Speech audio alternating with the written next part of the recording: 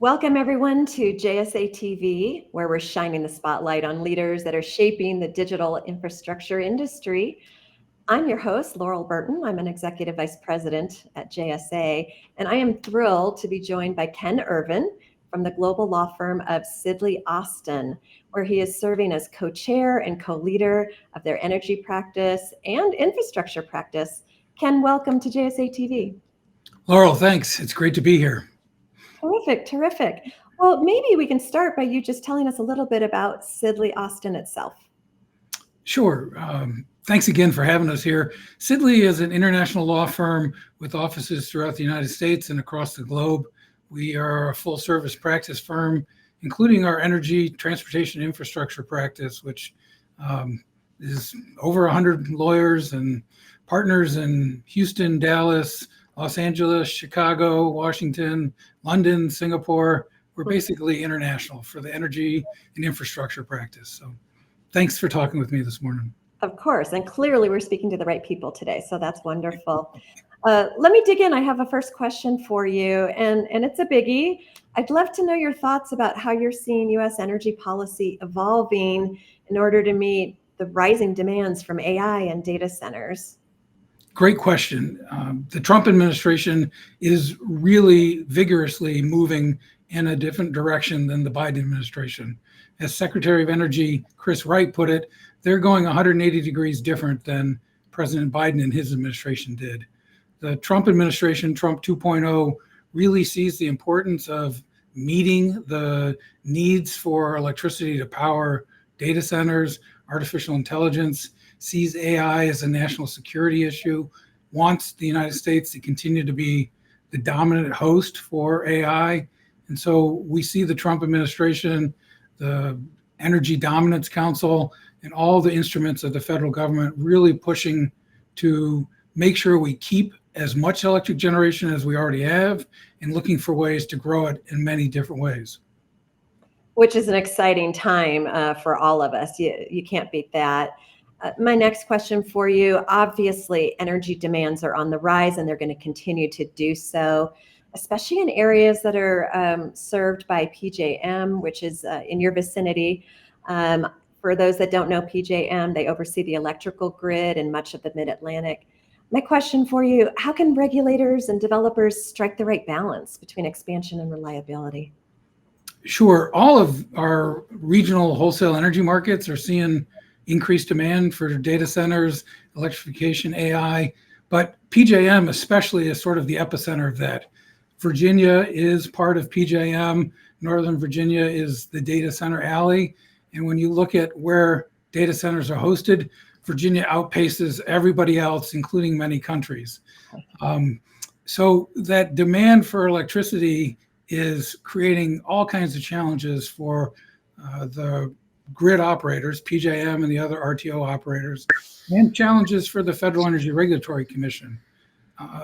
Probably the biggest difficulty is matching the timeline for electric generation development to the timeline for data centers plugging in and asking for electricity. There's a multi-year mismatch there, and it's difficult for the regulators to match it, to pair those up. There's also a challenge in that the federal government has authority over wholesale electric generation, and the state governments typically have authority over sales at retail, like sales of electricity to a data center. So there are lots of challenges, federal and state regulators working together, supply and demand working together to get alignment.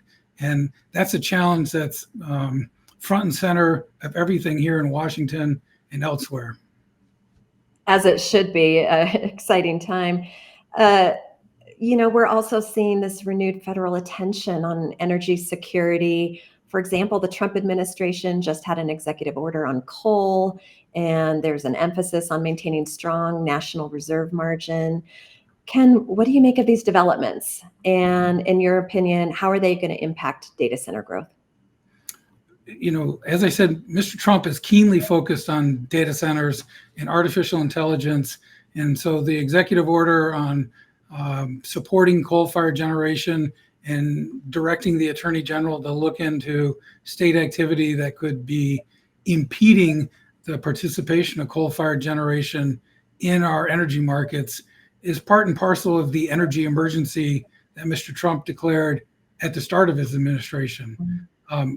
There's many in the Trump administration who think you can't meet all the demand for AI if we don't have the coal fleet working and continuing to work. And that's what Mr. Trump's trying to effectuate there. The Trump administration as a whole is trying to advance all kinds of electric generation. The wind thing is obviously people will remember the election cycle, but gas-fired generation, nuclear generation, geothermal, all of that, along with incumbent generation, has the support of Mr. Trump and his administration to create enough electricity so that the United States continues to be the best place to host AI. Right, very good.